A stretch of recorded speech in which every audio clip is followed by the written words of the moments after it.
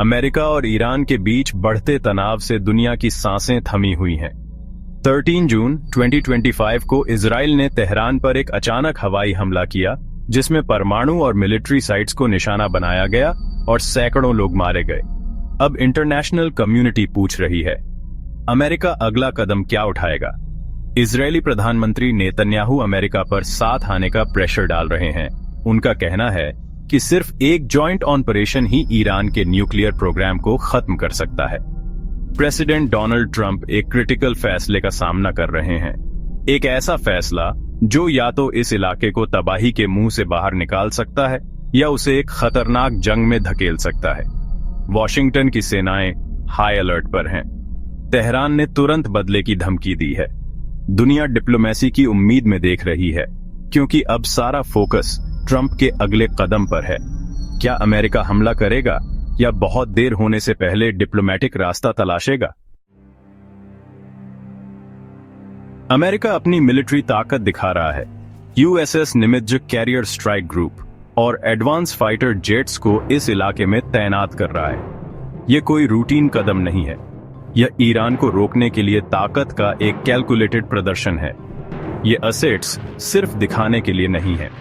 अगर Trump order देते हैं तो ये एक्शन के लिए तैयार है।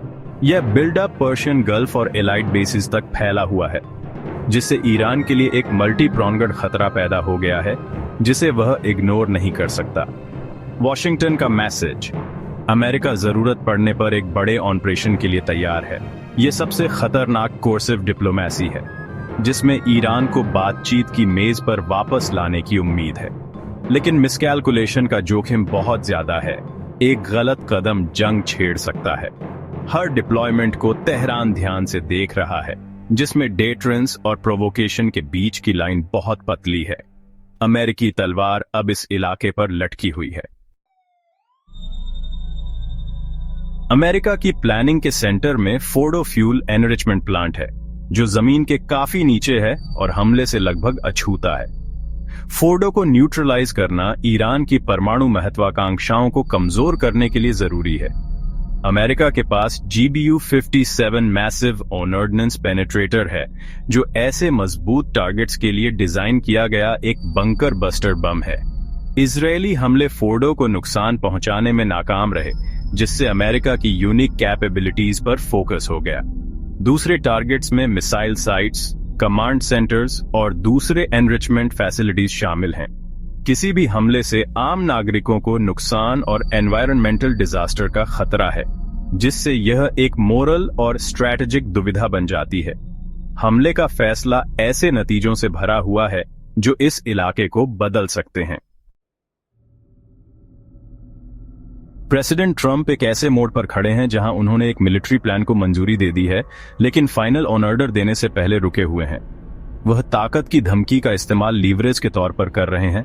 उम्मीद है कि ईरान अपने न्यूक्लियर प्रोग्राम पर मान जाएगा। ट्रंप पर हॉक्स और इजराइल जैसे सहयोगियों का हमला करने का प्रेशर है, लेकिन अपनी जनता का भी प्रेशर है कि वह एक और मिडिल ईस्ट युद्ध से बचें। उनके पब्लिक स्टेटमेंट धमकियों और बातचीत के ऑफर्स के बीच घूमते रहते हैं, जिससे हर कोई अंदाजा लगा रहा है। रणनीति, मैक्सिमम प्रेशर, फिर एक possible diplomatic on off ramp. Trump का फैसला पर्सनल है, जो उनकी इंस्टिंक्ट और मजबूत दिखने की इच्छा से प्रेरित है। दुनिया यह देखने का इंतजार कर रही है कि क्या वह युद्ध चुनेंगे या एक नई डील। उनका जुआ शांति ला सकता है या अमेरिका को एक और महंगे संघर्ष में घसीट सकता है। मिलिट्री एस्केलेशन के बीच पर्दे के पीछे फास्टी से डिप्लोमेटिक कोशिशें जारी हैं। यूरोपीय नेता संयम बरतने का फायर कर रहे हैं। उन्हें मानवीय और आर्थिक तबाही का डर है। G7 यूनिटी के लिए प्रेशर डाल रहा है, लेकिन ट्रंप के मैक्सिमम प्रेशर अप्रोच पर मतभेद बने हुए हैं। कई लोग आज के संकट के लिए ईरान न्यूक्लियर डील से अमेरिका के बाहर निकलने को जिम्मेदार ठहराते हैं। रीजनल प्लेयर्स नतीजों के लिए तैयार हैं। एम्बासीज स्टाफ खाली कर रही हैं और सेनाएं अलर्ट पर हैं। इन कोशिशों के बावजूद डिप्लोमेसी के लिए खिड़की फास्टी से बंद हो रही है। दोनों पक्षों की तरफ से कड़ी बयानबाजी समझौता करने के लिए कोई जगह नहीं छोड़ती। शांति की उम्मीद युद्ध के अपरिहार्य होने से पहले एक सम्मानजनक रास्ता खोजने पर टिकी है। ईरान धमकियों का जवाब चुनौती से दे रहा है। हमला होने पर तुरंत और बड़े पैमाने पर जवाबी कार्रवाई का वादा कर रहा है। मिडिल ईस्ट में अमेरिकी बेस तुरंत टारगेट होंगे, जिसकी शुरुआत इराक में सेनाओं से होगी। ईरान के सुप्रीम लीडर किसी भी कीमत पर देश की रक्षा का वादा करते हैं।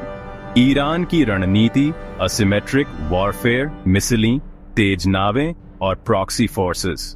स्ट्रेट ऑफ हॉर्मुज, एक जरूरी तेल चौक पॉइंट, बंद किया जा सकता है, जिससे ग्लोबल कॉस्टें आसमान छू सकती हैं। ईरान हौथीज जैसे सहयोगियों को एक्टिव कर सकता है, जिससे कई मोर्चों पर संकट पैदा हो सकता है। शासन अपने लोगों को संघर्ष के लिए तैयार कर रहा है, जिसका मकसद अमेरिका के लिए किसी भी युद्ध को असहनीय रूप से महंगा बनाना है। तेहरान का मैसेज, अगर युद्ध के लिए मजबूर किया गया तो पूरे इलाके को कीमत चुकानी पड़ेगी। अमेरिका ईरान युद्ध सीमित नहीं रहेगा। ये मिडिल ईस्ट और उससे फायरे भी अराजकता फैला देगा। आम नागरिकों को सबसे ज्यादा नुकसान होगा, जिसमें बड़े पैमाने पर मौतें और लाखों लोग विस्थापित होंगे। तेल की कॉस्टें आसमान छूने और मंदी के मंफेराने से ग्लोबल इकोनॉमी हिल जाएगी।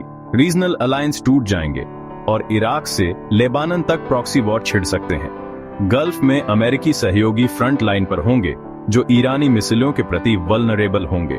चरमपंथी समूह अराजकता के बीच फिर से उभर सकते हैं, जिससे आतंकवाद विरोधी वर्षों की मेहनत बेकार हो जाएगी।